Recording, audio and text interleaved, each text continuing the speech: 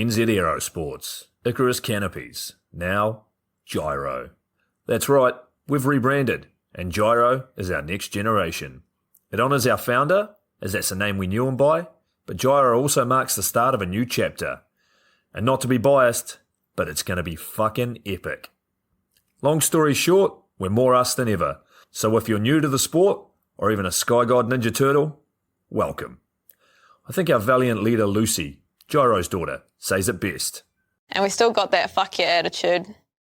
Rebrand! Woo! Rebrand woo indeed, Lucy. Anyway, head over to gyro.com for more info and get amongst you legends. I was 19, broke, unemployed, and sold my girlfriend's canopy for drug money. So I thought I better sew her a new one. What a sentence, and what a story. This describes the humble yet outrageous beginnings of NZ Aerosports, the home of Icarus Canopies, in the words of our founder himself. From getting a paratrooper toy from his mom, watching parachutes at the DZ as a 6-year-old, jumping off the wharf with a parachute made from bed sheets, doing his first jump at 16, sewing his first canopy on a borrowed machine at 19, and starting to sell parachutes out of a garage in 1986, Paul Gyro Martin had an undying love for the sky.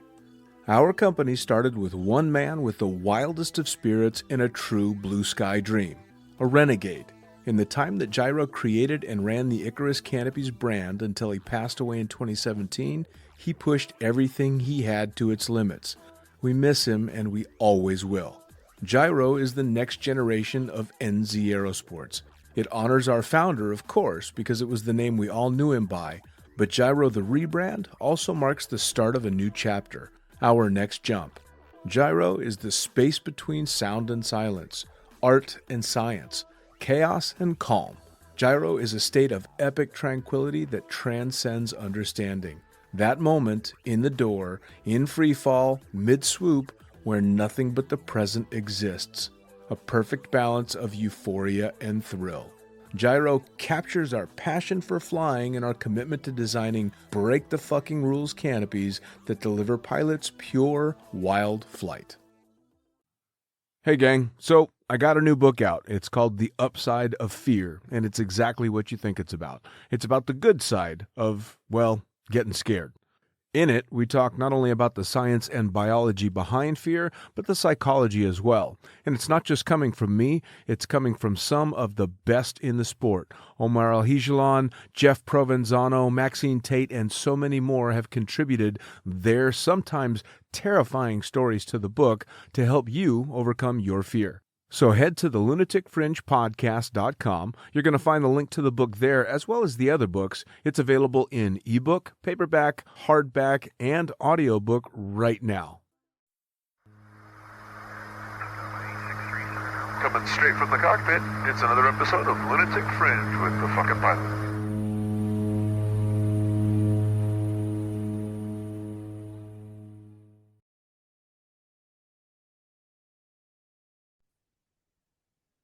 Ready, set, go! Back in the can for another edition of the Lunatic Fringe podcast with a friendly face we haven't caught up with in a few years now, man. Tell me, who the fuck are you and what do you do? I am Jeff Weatherall. I live in Australia. I'm a Kiwi originally, and skydiver, base jumper, just action sports athlete. Just Rocking so the squirrel shirt and representing properly. no doubt the boys from Squirrel have long time been looking after me, and like everybody on the team has been amazing. Like there's so many people that I not only go to for advice and stuff like that, but that they look after me really well, and Sure. I'm super proud actually to be representing them. It's it's funny. I seem to be doing the Aussie base jumping rounds today or this week because like I told you pre-podcast, today as a matter of fact while we're recording I'll hit the release button for Scott, who's another avid base jumper from down under. So I'm kind of making the rounds on your continent now. Yeah, awesome. I'm looking forward to listening to Scotty's one for sure. This will be the first time he's on your podcast, yeah? Yes, yes, absolutely. As a matter of fact, I think he said he doesn't really do a whole lot of podcasts, so hopefully I didn't put a bad taste in his mouth and he enjoyed it. Well, we'll see if he starts doing heaps more, then he's going to be stoked on it. And Yeah. if he never does one again, maybe we'll know the answer. Yeah, fair enough, man. I don't think that would be the first time that I maybe caught somebody off guard on the show. Well, do your best with me. Yeah, man. Well, so speaking of, for anybody that hasn't heard the first round, we talked. I think we figured out almost 2.5 years ago the first time around. So for listeners that haven't heard your first episode, let's bring them back up to speed. How did you get started in extreme sports, and what was the path that led you towards, air sports, skydiving, base jumping, that kind of thing? I grew up in a small town just north of Auckland in New Zealand. My parents gave me a skateboard when I was 4 years old. I was really stoked on that. Surfing came soon after. I spent my teenage years wanting to be a professional surfer. I did a lot of contests and local stuff in junior series, things when I was younger.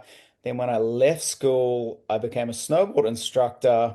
Kind of let that pro surfer dream kind of like disappear a little bit for the time being. And then one summer that I was having time off from snowboarding, wakeboarding came along. And all of those sports that I'd done just kind of rolled into one. I picked up the wakeboarding really quickly.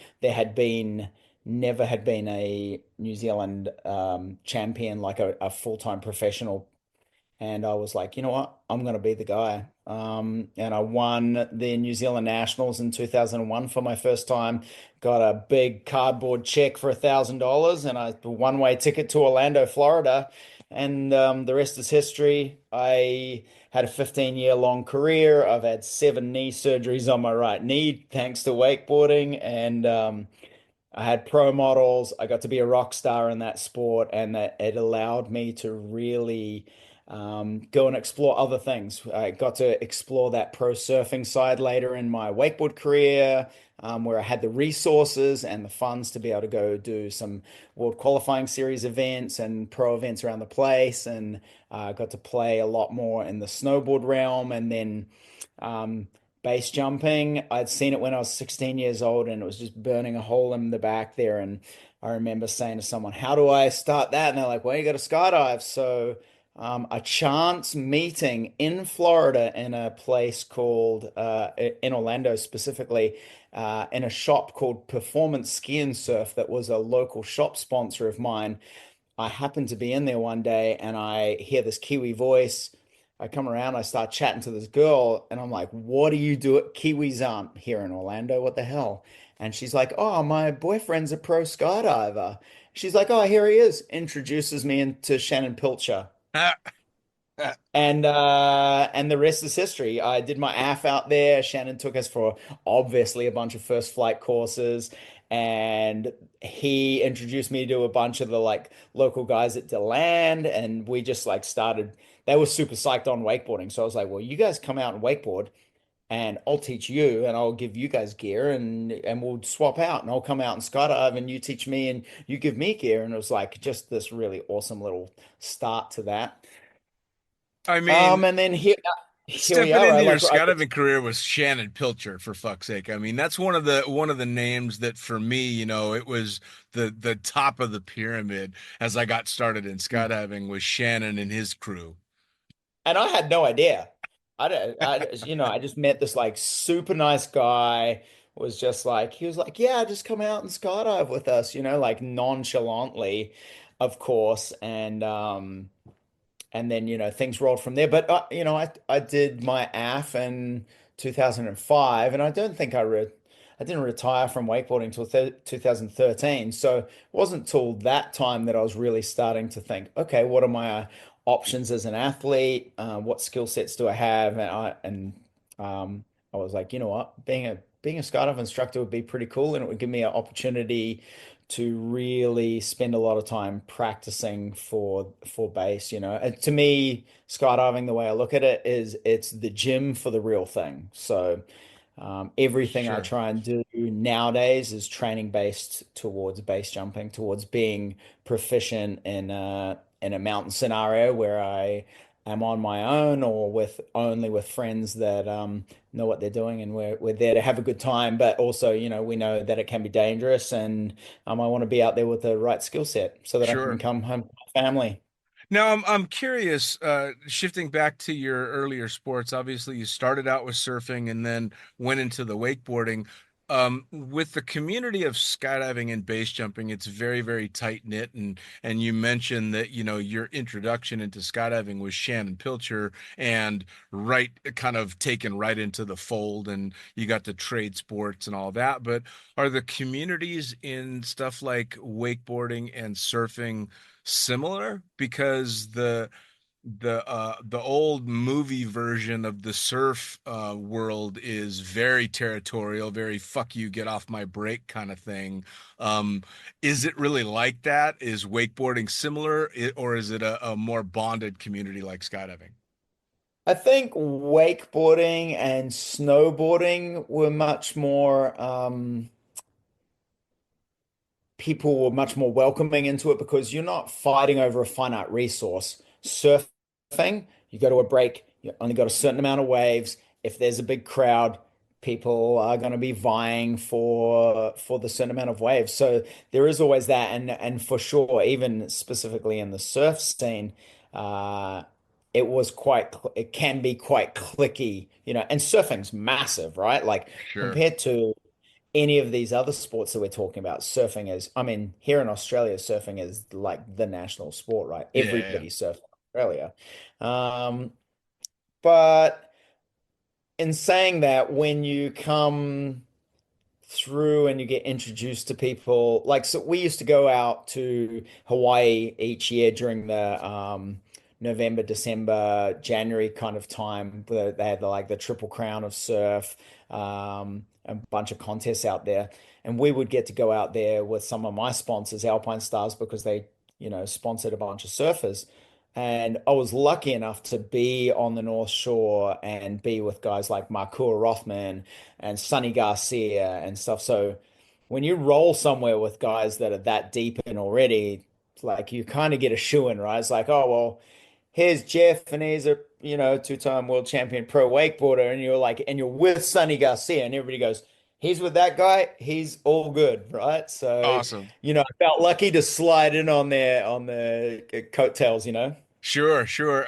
Yeah, well, and I know that the snowboarding community is generally a very welcoming community. I had the Mm. good luck to do voiceover work for a Nitro Snowboards documentary not that long ago, and it Yeah. was all about very much the community vibe of the sport, and how snowboarders tend to be very like-minded, a bit more like skydivers. You see, granted, people don't wear them quite as much these days, but you'd see somebody wearing a closing pin necklace from across a fucking Yeah. room, and that was your new brother or sister. You're like, you're a Yeah. skydiver. We're bonded already. I don't even need to fucking Yeah. know you.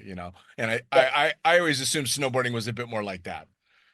I agree too. I get I Snow Nitro, as you speak of, Nitro in New Zealand were a sponsor of mine when I was 17, 18 years old for a little while I was doing the snowboard instructor thing, which was pretty cool. You're right. You're sitting on a chairlift that nobody's vying for the resource, right? Like everybody's there to have a good time. So it's much easier to bro down. Same like I always talk about the difference between like trying to surf pipeline, which is, like the world stage for so many guys, and they're there trying to make their name. And right, like if I paddle out there and I'm taking waves off guys that are like true pros, and there's only so many waves that come in through a winter, like they get pissy about that. But if we're standing on the edge of a cliff, like nobody's hustling for the spot at the edge of it. Like even Brento these days, right? It's busy, but nobody's like, oh, fuck, there's plenty of time for everyone to do the thing. Sure, sure. I Yeah. mean, I sit back and I see sports, especially like big wave surfing or any surfing really, that's done well, and it's such a beautiful thing to watch. But the closest that I've ever been to competition level surfing was doing a drift dive under a cloud break in Fiji and watching the fins go over my head. I mean, that that's literally as close as I'll ever get to it. But snowboarding a bit more so. But the funny thing is the parallel between the sports that you have, even though they don't appear to be, and I brought this up when I had the guys from Squirrel on the show. You do a lot of wingsuiting, and back in the day, wingsuiting was what snowboarding was to me as a kid because I Yeah. was always on skis. I was always on sticks, and fucking Yeah. snowboarders coming along, mowing down our goddamn moguls and get off our mountain type shit. And that was what's the wingsuiting was at first because wingsuiters were fucking up loads and flying through clouds and going all over the place. And so it's funny the parallels that lead, right? I almost think that like almost every sport has to have an arch nemesis, like skateboarding and BMX or surfing and boogie boarding or snowboarding or skiing or like free flying and wingsuiters. But then you've got the belly jumpers over here, So it's It's like the belly jumpers are like all the crew guys, they're like the rollerbladers of the skate park. Yeah, man. It's just funny. And they all seem to have those similarities as well. So Yeah. you get into jumping, you get introduced in the perfect way. You decide that you're going to take your work into skydiving, all leading up towards base jumping. Were you with your wife at the time as this was all happening, or did you guys meet while it was happening?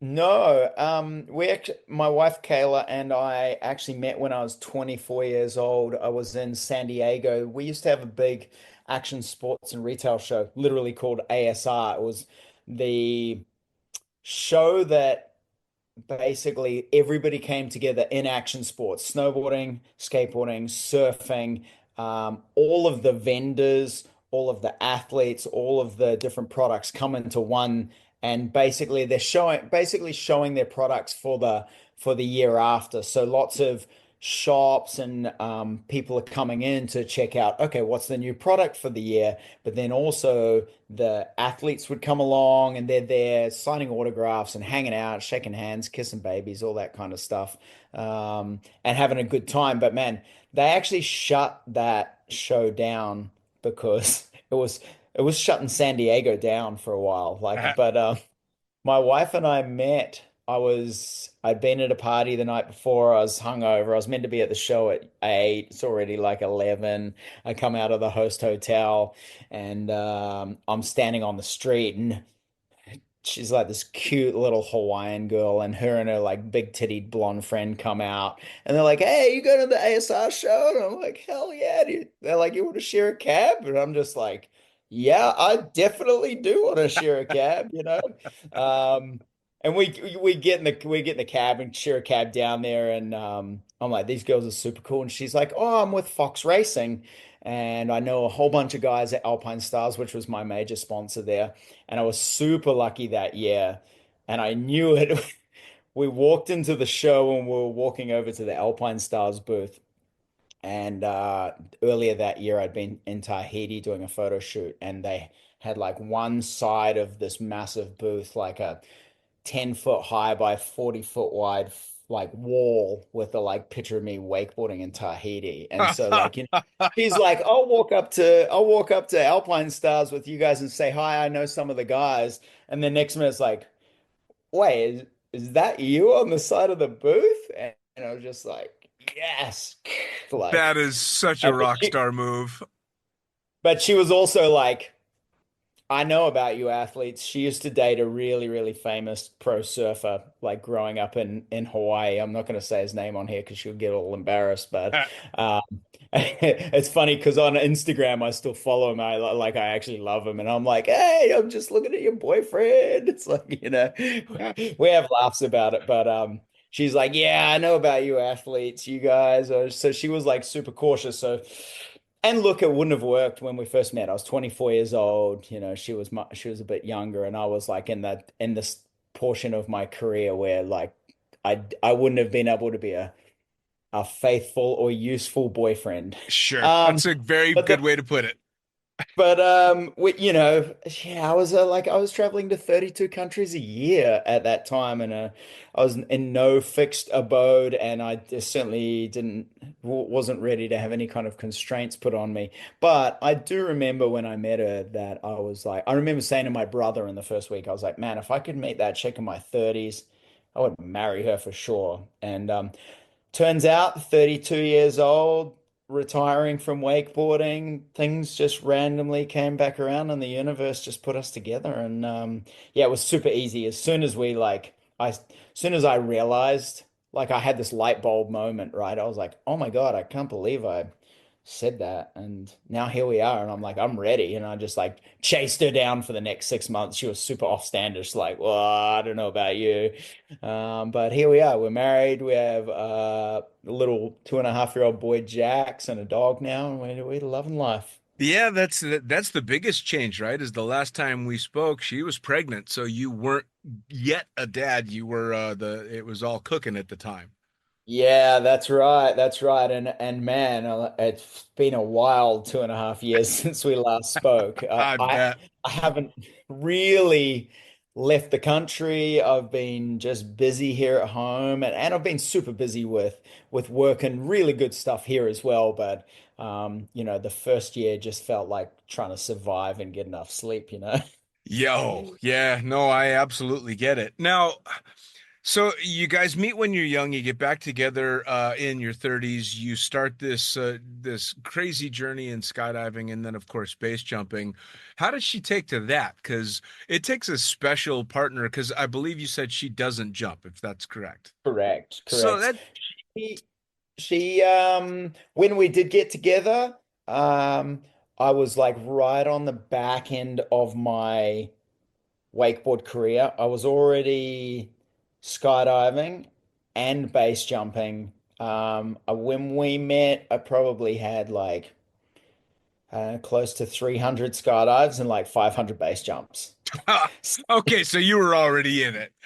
I was like deep. I was deep in, like if I take the story back a little bit, I started jumping with Shannon, but I was still super busy with my wakeboard career that I was doing, a very small amount of jumps. And then I got to my late 20s and I actually called Shannon and was like, "Hey, I'm going to be spending a bit of time back in Australia. Um, I want to finish like my B rails and like kind of get on my way to this base jumping thing, I want to take it a bit more seriously." I was like, "Do you know anyone here? Like I don't want to just walk into some DZ and just not know anyone." He's like, "Oh yeah, I know this guy Roger." He just gives me his name and then he's like, "Yeah, go see Roger." I was like, "Okay." So I meet Roger. Turns out it's Roger Mulkey that runs the infamous Funny Farms. Roger's like, "Oh, bro, you're a wakeboarder. You come join us."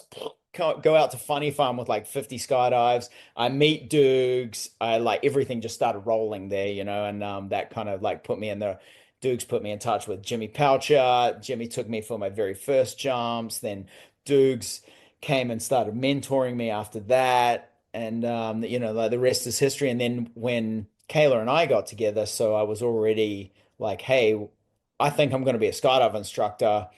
I'm already pretty deep in the base jumping, and I realized that I've seen a lot of people die already at this point in time, and I'm starting to try to figure out what's the correlation between guys that are surviving and guys that aren't. And what I was seeing is that like the guys that are like true ninjas are like really, really fucking good skydivers. Yeah, So I was like, all right. And I already knew from wakeboarding that the best way to get good at something is to immerse yourself in it completely. I did it with wakeboarding. I cleared everything off, focused on the one thing, and that's what led me to become a world champion. So to be able to be good at base jumping, not because I want to be sponsored or anything like that, but just to because I want to live. sure. Because to me, like the true definition of success for base jumping is that like I get to grow old and tell some hellishly awesome stories Yeah, about, this time I was in Norway or this time I was here with these amazing people. And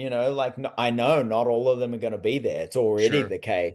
But m my definition of success in base jumping is that I can be an old guy and freaking, they'll be like, fuck granddad in his fucking base jump stories, Like I think that's rad, like Mo Absolutely. Valletta, right? Uh, Like, I was just man, about to mention him. dude, hero status. That guy, like, I'm like, he's my hero. Yeah, That man. freaking I'll tell you amazing. what, out of all the people that I've been lucky enough to have on this show, he is definitely top three. And he Yeah. and I had plans because we had so much fun on the episode that I did with him, and his stories were so fucking outrageous and true, that we had set it up that he was gonna do story time with Mo. So he Oh, would he would record like a yeah, 20-minute story, and it was going to be at the end of every episode was going to be another story from Mo.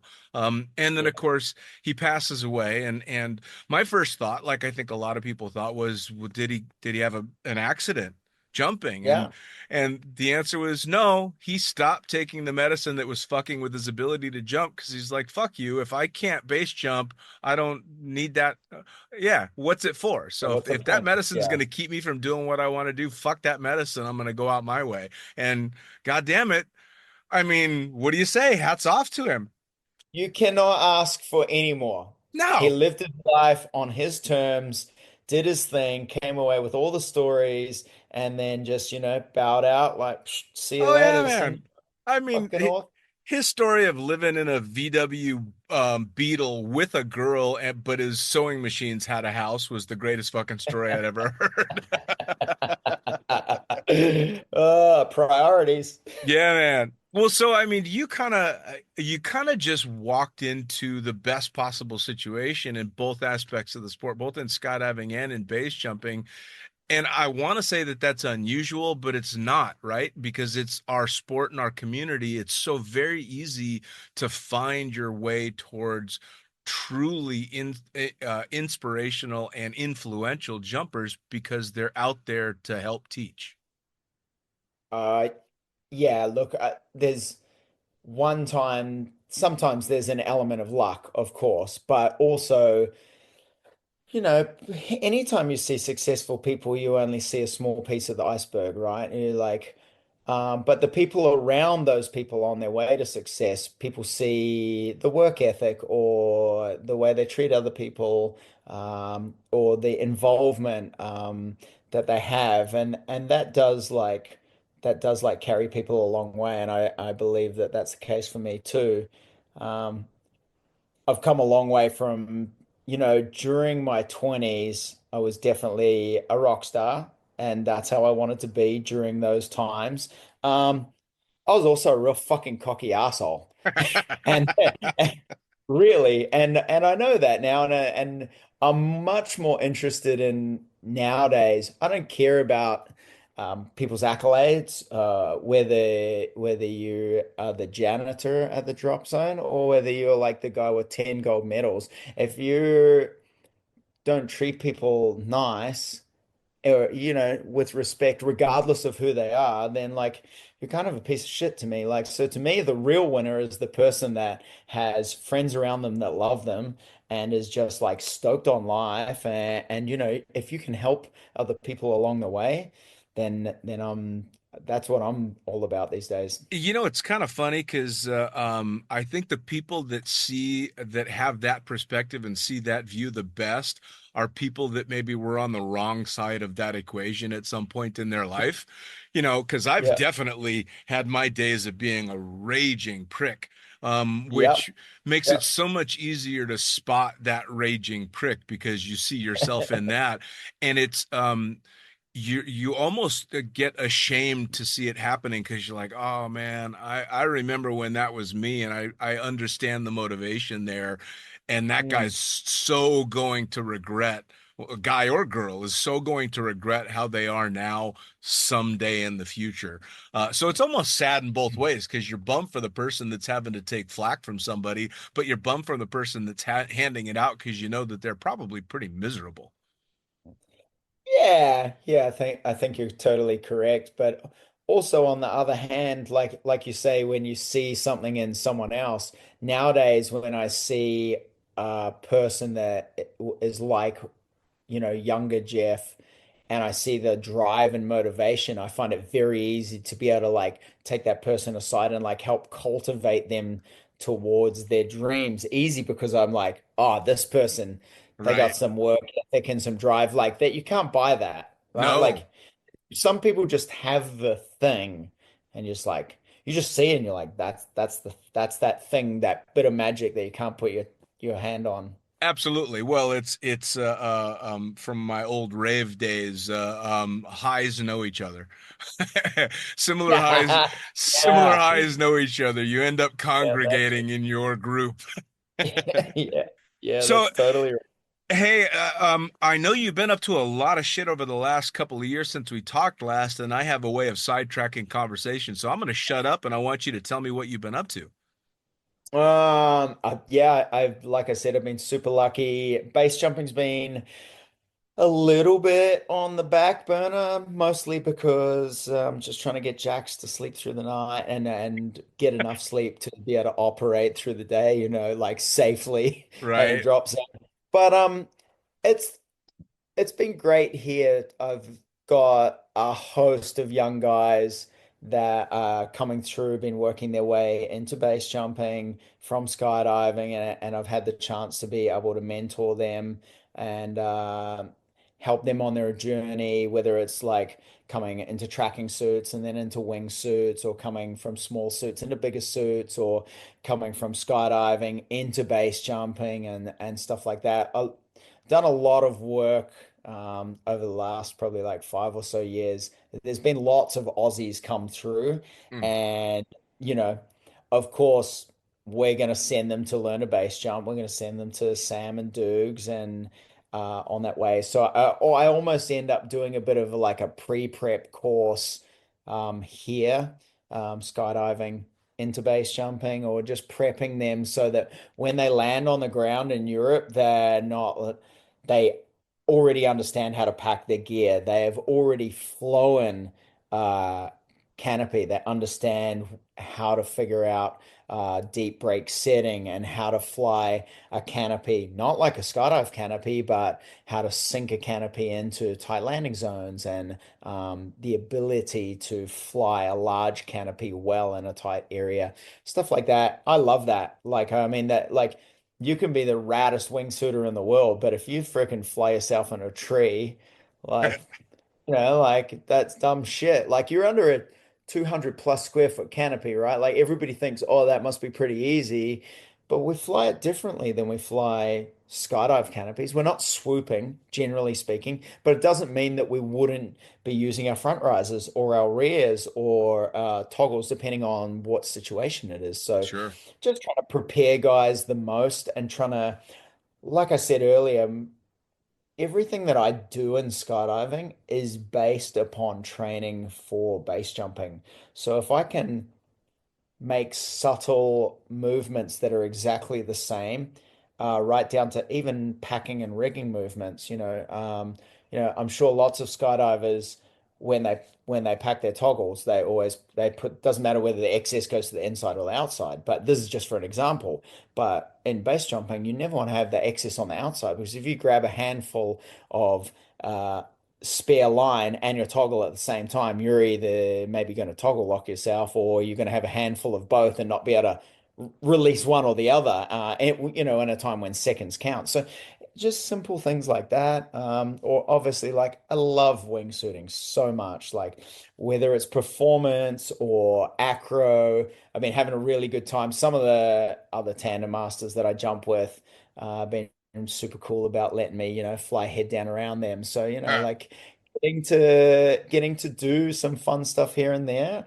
And I've been really lucky. I've been working with a guy named Jason Dudunsky. He's an Aussie Kiwi that lives here now too. He just came second at the World Performance Champs. awesome. We've been working on some projects together. Um, just trying to get things that nothing that I can talk about too much at this point, but there's been lots of work on the back end, and of course, we're trying to deal with getting past litigation and liability and stuff, or at least proving that we are the guys that can do the thing that we want to do, Sure. And this is the back end of any project, whether it's a Red Bull guy or otherwise, right? Sure. People think, oh man, so cool to see these Red Bull guys fly like under the London Bridge. It's like, well, do you know how much probably work went into the back end of that to get to that point? It's like Oh yeah. that's the shit you don't see. To me, that's the point, the interesting part.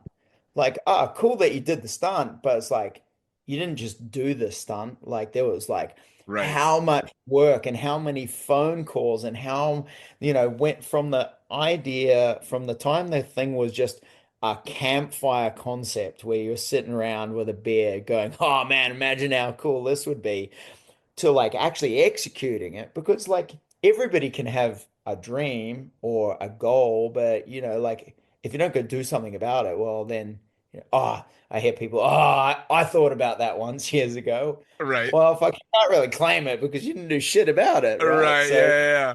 So Yeah. um, yeah, we've been busy on lots of things. We had when unfortunately, obviously, we lost Chris Burns in the last couple of years. Yeah. Yeah. But just before he passed away, Roberta came out down to Australia, and we did a whole bunch of filming specifically for IMAX for a movie called Wingsuit Flyers: The Science of Flight. Now, this is not wingsuit porn video with just like the hardcore proximity. This was made specifically to go in a place like the Smithsonian, where people that know nothing about skydiving or base jumping or any of that stuff can get like a basic understanding of like how flying a wingsuit off a cliff works. Mm. So there was three portions to this movie. Roberta did a portion with Mike Swanson and John DeVore in Switzerland, jumping off the mushroom, and then they did a portion in Moab as well, and then they came down here and did a portion with Bernsey and myself and Roberta flying over the Great Barrier Reef and landing on Whitehaven Beach, which was like something that had never been kind of done before. Mm. But it talks, a little bit about the science, but in layman's terms, right? So we did that filming, and then that just maybe 2 weeks ago got released for the first time here in Australia. They had the Byron Bay Film Festival. So we were lucky enough to actually see the first version of it, which Nice. was really cool. So that came out. During the year earlier, we had the Pacific Air Show. You guys have that, or the Americans have that in California, and then they've had it now for the second time here on the Gold Coast in Australia. Uh, I was really lucky. I've been, like, as we've spoken earlier, I've been lucky to be so involved in action sports. And that has brought me in touch with a lot of guys, especially with Nitro Circus Mm. and the moto industry. Really good friends with Harry Bink and Jacko Strong and a lot of the crew in there, and Robbie Madison as well. And I got lucky enough a few years back to teach Jacko Strong to base jump, and we've been pretty involved. And he's also got involved a lot with flying acroplanes and stuff. He actually became an ambassador for the Pacific Air Show, and then the air show was being held on the Gold Coast. In conjunction with that, the tallest building on the Gold Coast was going to be the host hotel. So we pitched the idea to them like, hey, what do you guys think about us doing at the first legal base jump here in Queensland as a promoter for that show? The right people came together. People been telling people have been telling me for years, you're never going to get a legal base jump on the Gold Coast. It's not going to happen. We got all these big, beautiful buildings and a beautiful beach. Never going to happen. But man, when the right people come together, it's amazing how quickly you can move mountains. So Jacko and I were lucky enough to do a couple of jumps live for national TV here for the like Wow. today, the breakfast show. Right. Uh, and it was funny because like Jacko did the very first jump, and then the second round we both did a jump, and Jacko's saying to me, "Man, now don't take it too low. I don't want to scare everyone on the like very first jump, Like, man, we got this massive, beautiful building." But it was the first time actually in 10 years that my parents have ever been able to come out and see me base jump. Oh, So it wow. was really cool for them to be able to come along locally and see like this like big event set up and just to be able to like actually show them instead of them seeing a video and just hearing about death and destruction and oh this is crazy and dangerous for them to actually come along and like stand on the beach and watch Sure. at like 8 a.m. in the morning and stuff. It was cool to land in the landing zone and have my dad there and be able to give him a big hug and him just be like, okay, well that's what you're into. Wow. You know?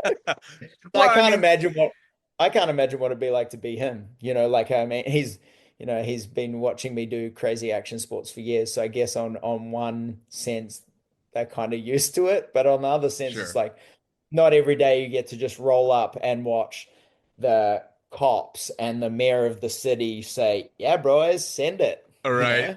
Well, I mean, it's only really been in recent years that especially base jumping has started to be seen in a more positive light by the non-jumping general public, right? Because before Yeah. then, it's all either guys that aren't getting killed, but they're getting arrested for jumping off of shit, and it was such a bandit mentality that you were kind of viewed as a criminal element, both because it was and because it was kind of cool to be the bandit style jumper. But now it's become uh something that you can't not see on YouTube, and these amazing stunts, led a lot by guys like the Red Bull teams doing these incredible, very visible stunts all over the place. And then Yeah. documentaries like the one you were involved with and the one that came out recently, Fly, which I'm sure you've Yes. seen. Yeah. Um, I absolutely have seen that. Yeah. and that one in particular, I was blown away, not necessarily by the jumping, the things that were going on, because of course I've been so deep in the sport with my friends that the stuff that I saw visually in that were things that I see all the time. It was the story behind it and the honesty behind that story that I was really appreciative of.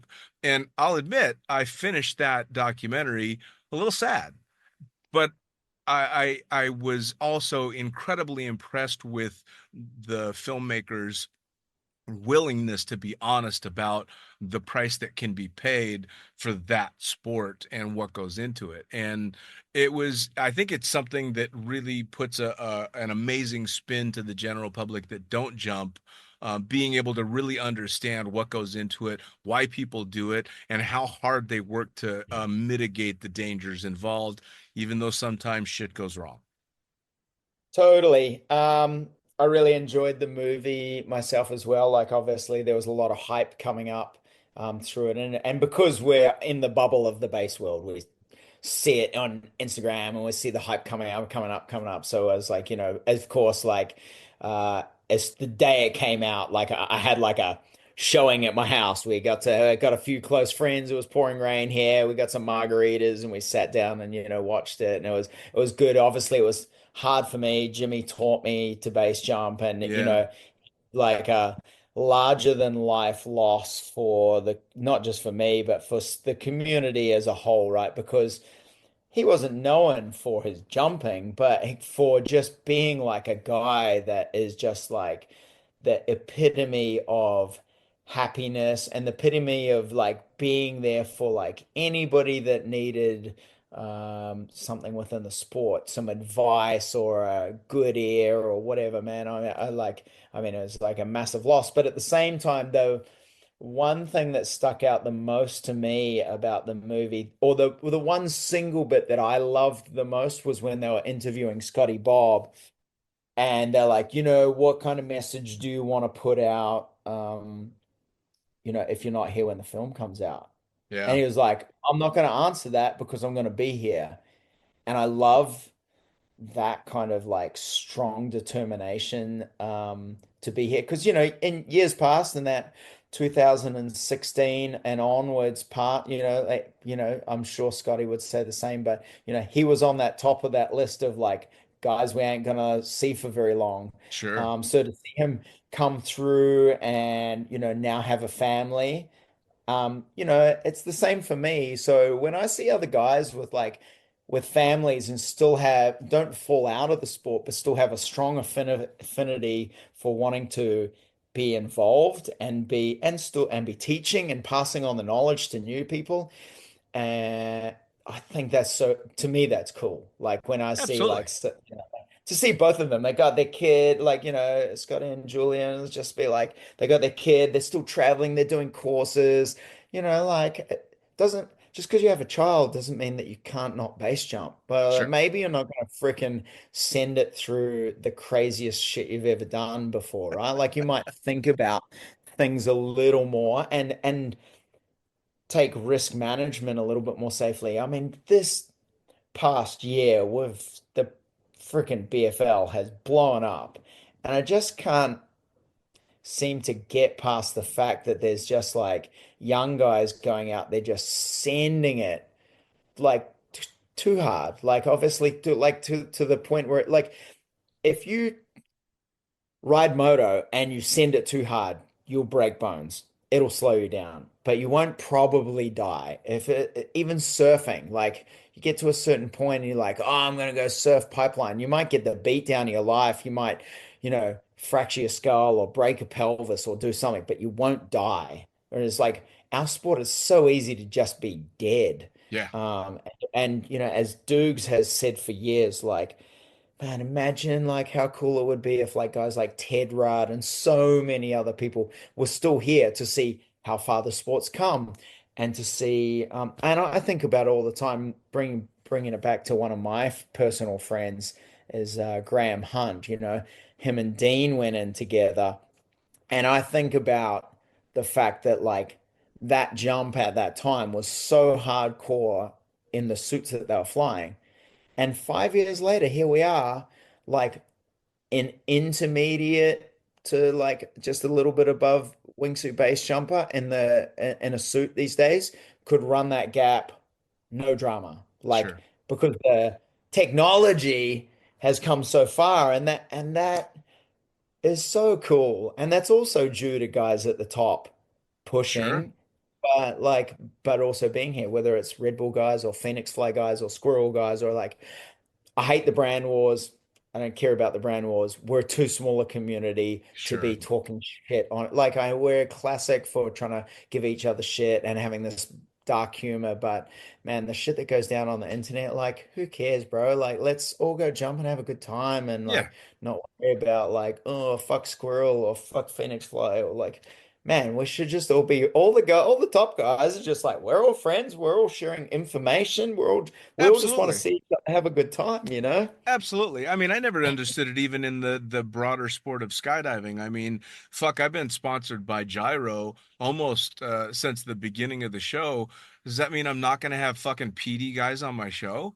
How stupid would Totally. I mean, that's the dumbest thing I could ever think of. I talked Yeah. to Cola who works with Fluid Wings, and they're great friends with the guys that are running Gyro, and why would they not be? I mean, in the big scheme of Yeah. things, we are in such a fucking small sport. Why are you going to make enemies in such a small sport?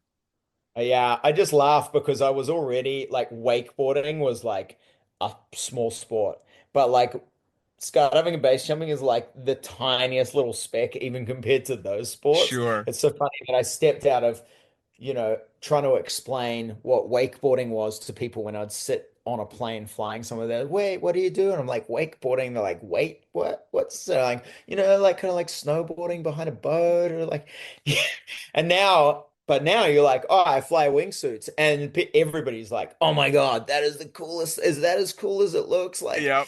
you know, I, Uh, I, my doctor, I don't often have to go to the doctor, but I got to go get a class two medical and stuff like that every couple of years. Every time I go in and see him, he's an ex-Navy doctor, and he uh, just froths on wingsuiting so much. Like I go in and we probably spend like an hour talking about like, oh, looking at videos and here's some jumps we've done lately and stuff. And then we're right. like, okay, we'll do the paperwork you came for now. Like he knows all about it. He knows all the names. And I just like love that we're as such a small sport, people see wingsuits and see base jumping. They're like, they can, everybody's had a dream to fly. So it's easy for them to relate.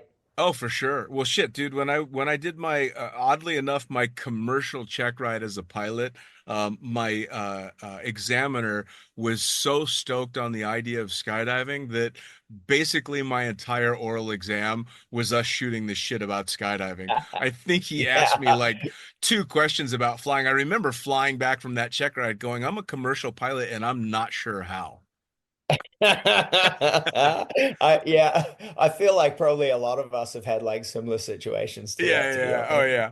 It's Yeah. funny. You reminded me when you said that wakeboarding was such a small sport because that was the one standout moment for me in our first conversation was I got to pull literally the only name I know from pretty much any water sport out of my ass, and look like I knew what I was talking about when I had mentioned Parks Bonifay to you, and you're like, Yeah.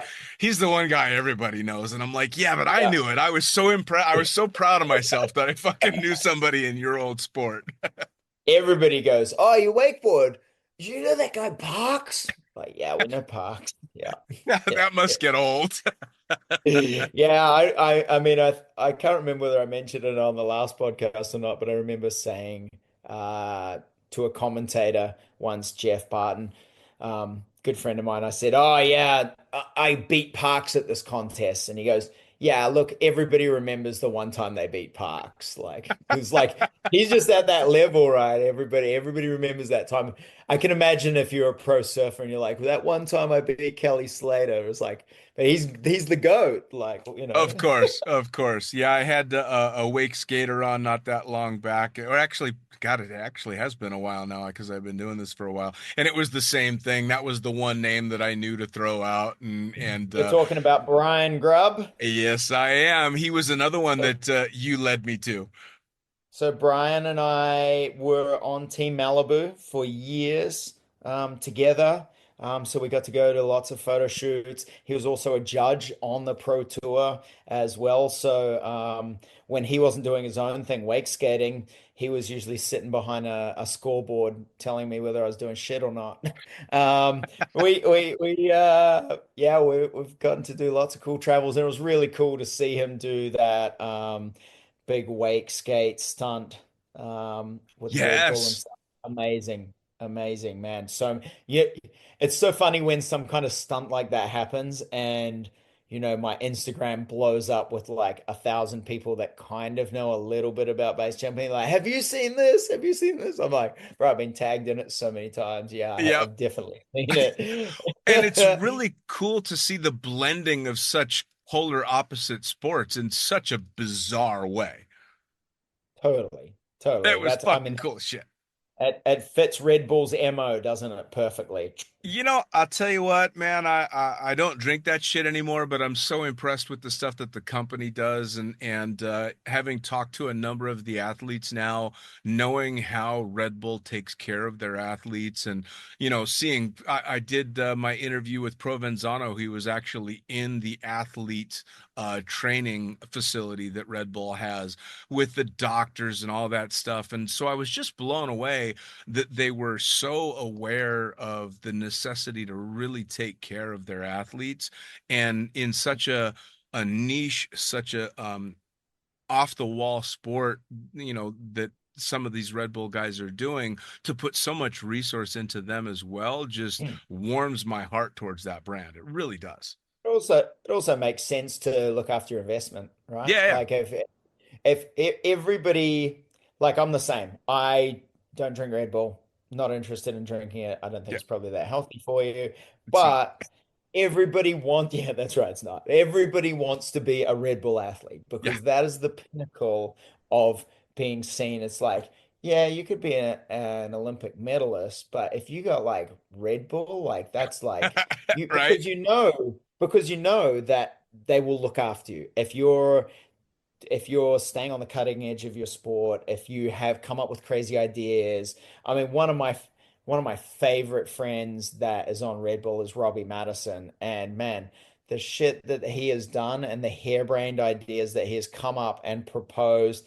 And look, he doesn't just lay a proposal out and they go, yeah, cool, and stamp off on it. Man, the amount of work that guy has to do just to get things over the line. People just see the end result, like I was talking about earlier, the tip of the iceberg. Yeah. But man, see what they go through. So, you know, it's good that when they get hurt or they need resources, and resources isn't just money, right? Like you said, doctors and training facilities and this kind of stuff. Oh yeah. Amazing. Who Oh doesn't yeah. want that?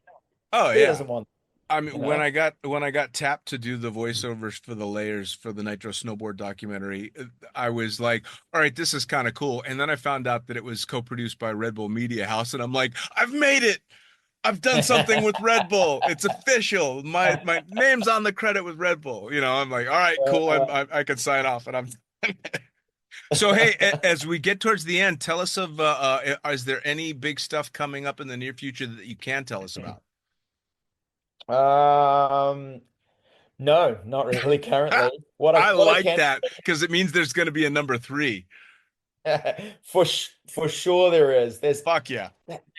I spend a lot of time sitting in a plane, obviously with tandems, getting to height, I do try and use my time. Obviously, I'm like there with the customers and stuff, but I use a lot of that time to just my brain creatively is just clicking over, okay, what's the next project? How can we do something new or something innovative? Unfortunately for me, I don't have someone like Red Bull backing me, and I haven't. So it's sometimes maybe even a little bit harder to get things over the line. But like we saw with the Jacko project, we got a freaking first base jump in a place that everybody said it couldn't be done. I've had a couple of other good things. My wife and I started up a little production company here in Australia, and we've been just doing lots of side projects like Harry Bink, who's a Nitro Circus rider and a good friend of mine, loves skydiving, loves base jumping. We managed to do something with the Australian Supercross where we did a bunch of skydives together out onto Moreton Island as a part of their promo for the Australian Supercross. So, like you said, blending of the sports has been really awesome. So we did that. I've got some like YouTube hot air balloon stuff coming up here pretty soon. Earlier this year, we had the World Wakeboard Champs. Actually, I saw Brian Grubb just recently. We had the World Wakeboard Champs here on the Gold Coast, which was the first time it's been here in years and years and years. And they had the Australian Wakeboard Awards, which is like a big formal awards dinner night where they're, basically giving out awards for like best trick of the year, male rider, female rider, up and coming, all that kind of some video parts, stuff like that. And I just went along like it's been years since I've been in the sport and years since I've really had like major involvement in it. I went there just to drink some beers and catch up with a bunch of mates and stuff. We're sitting at a table in the back there, and they start reading. A good friend of mine, Brad Smaler, was presenting the awards, and he's a Kiwi as well, and him and I we traveled around the world together, and he starts reading out like, hey, like they're reading out like, oh, there's the Legend Award, Legend, and I'm like not thinking anything, and they start reading things out, and I'm not even paying attention. I'm busy talking shit to my buddy Dean Smith next door here, drinking a beer, and then next minute my name gets announced, and man, I mean, everybody that knows me knows that like I'm never lost for words, and like I was freaking speechless. Like this awards dinner with like 300 plus wakeboarders, pros from around the world, people that have been my peers or people that I looked up to or up and coming guys. So to be rewarded or like have this accolade from the wakeboard industry was huge. It was pretty hard to get on stage and try and come up with some words actually, to be honest. But so it's been a big year. It's been a big year for me career wise. We've had lots of cool stuff going on, even though I haven't been getting overseas and base jumping. But that's going to change here pretty soon. We'll get back into the groove of Sure. Well, first going a off, little. congratulations on that fucking award, dude. Yeah, it Getting was what unreal. basically equates to a lifetime achievement award at such a young age, that's pretty goddamn cool. So congratulations on I that. You'll love this classic like base jumper dark humor. I said to my wife, I was like, I always thought if I was going to get one of these that it would be like posthumously, like you'd have to go up and get it. Like, she's like, God damn it. That is a fucked up base jumper thing to say, but I was like, yeah, I can't believe I'm actually getting this thing. So That's it's pretty. awesome. We're just That making jokes, of that's course. awesome. Now, I'm assuming that Europe is on the schedule for 2025 base. Yeah, absolutely. My wife's never been to Europe. I've been to Europe for a bunch of surf events and been to Europe for a bunch of wakeboard events in the past, but I might be the only wingsuit base jumper in the world that has not wingsuit base jumped in Europe currently. Wow. Um, all of my stuff has been in the US at like really like awesome places, like places I can't mention, and New Zealand and Australia actually. So yeah, I might be the only guy that hasn't done any wingsuit base jumping in Europe, but it is high on the priority to take the family over there to go out and just be a total tourist and a newbie and check out somewhere new. And the big the big thing for me, my big interest in going over there is not so much to go and like do all these hardcore jumps that I have a list of, but actually to go and spend time with other instructors. I would love to sit in on other people's courses Mm, as like a student and sit in and listen, like what are they doing, what are they teaching, how are they doing things differently to what I'm doing, what can I take away from what they're doing, stuff like that. So that's my interest. I'd love to go join Dukes and the boys on Learn to Base Jump. I'd love to go join Sam Hardy and Scotty Patterson with their wingsuit base stuff that they're doing. I'd love to go do stuff with Tim Howell. There's so many amazing guys doing really cool courses and stuff. And I want to be just a fly on the wall. Speaking of that, we just recently had an event at the Far North Free Fall Drop Zone here in North Queensland. They held an event called the Booster Wings, and it was wingsuit only boogie. We had absolutely amazing weather for the entire time, and we had like Scotty Patterson, Michael Smart, Woody, and we had Ben Dicko, we had Paul Tahi, John McGregor, Ozzy Bryant, like a whole host of really, really epic coaches. And I wasn't on the coach roster. I actually went along just as a student. We had Tomic as well come out. The guys from the indoor wingsuit tunnel flew him out just for the event. So it was super amazing to just be able to go in all these different guys' groups and watch and learn from them and just really be a student instead of being the coach for once, which were like I found it mega beneficial sure. to watch different guys' coaching styles. Culminated at the end of the week with a bunch of like 16 and 17 way formations, which like that just doesn't happen in Australia. We just don't have the normally have that capacity of people and numbers in one Sure. place. Mega successful event, a couple of cutaways, no injuries, everything, everybody had an epic time, and I'm pretty sure like next year when that freaking registration go out, it's going to sell out like immediately. So that'll definitely be one to look at if you're into wingsuiting in the Southern Hemisphere. That's guaranteed the event to be at. Awesome. Awesome. That actually segues perfectly into you telling everybody how they can find you on social media, how they can find out what events you're going to be doing, where you're jumping regularly, how they can just come out and have a fucking beer or talk about going out and learning how to base jump. Man, Instagram is the best way for me. Man, there's so many different social media platforms these days. Yeah, I'm on Facebook. I have a private Facebook just for my friends and close family. I have an athlete page. I don't do too much on that. Man, to be perfectly honest, I'm so busy doing real activities, doing real stuff. I don't have enough time to put it all online. Like the what you even see online is probably a small snippet of what's actually going on between trying to raise a family and trying to do all the stuff that I'm doing here. But Instagram, man, I'm super easily contactable on that. I have people often DM me with questions and stuff. I know we talked about this on the previous podcast.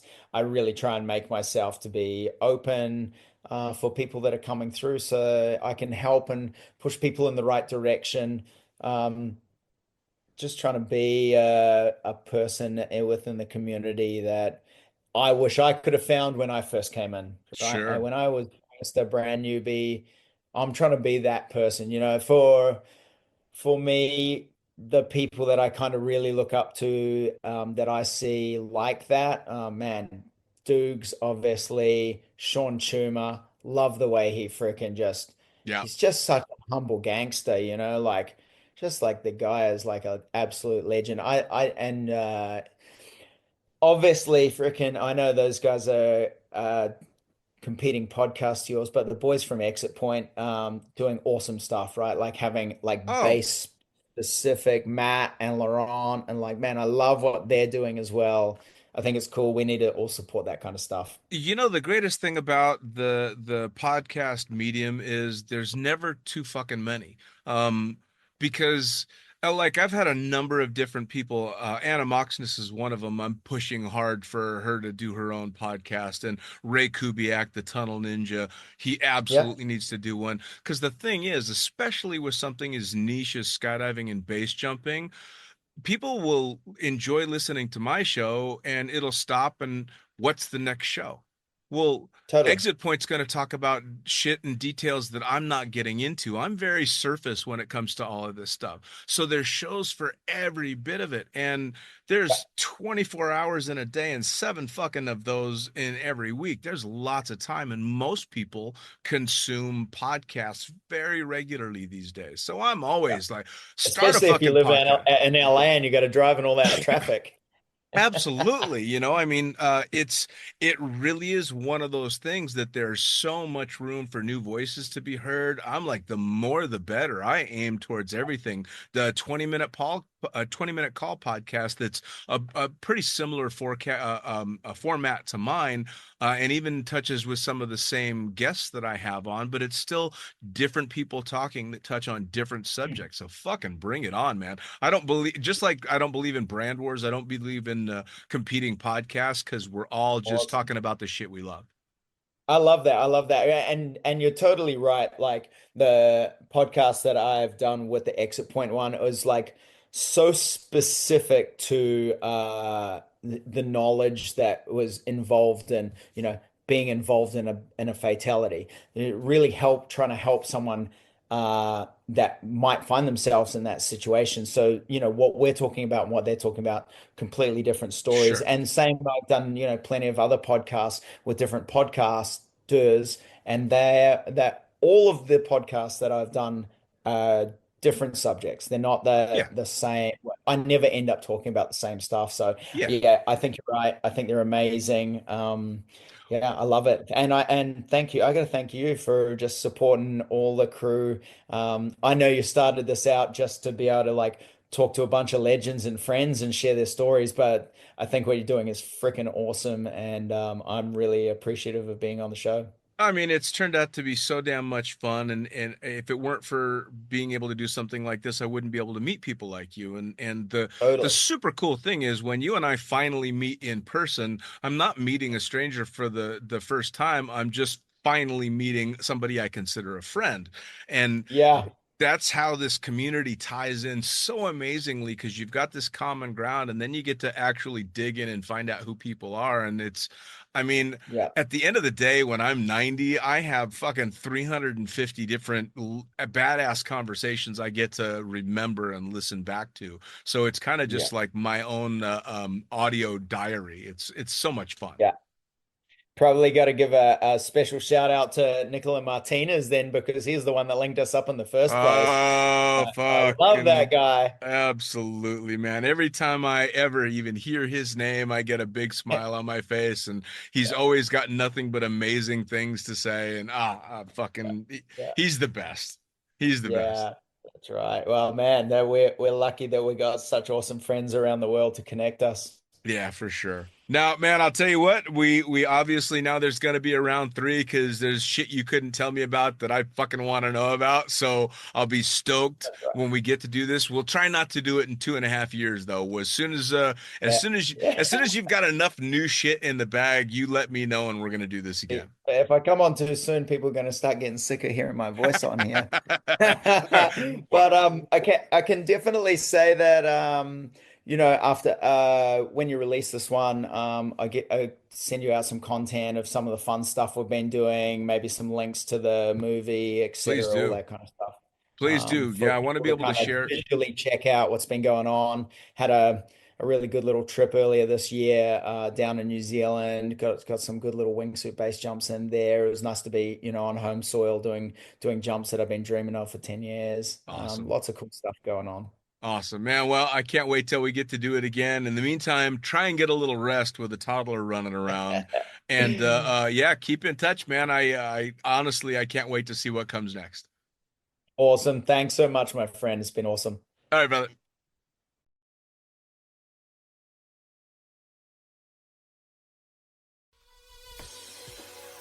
Well, there you have it. Another episode of the Lunatic Fringe podcast brought to you as always by, well, wait, not as always, actually.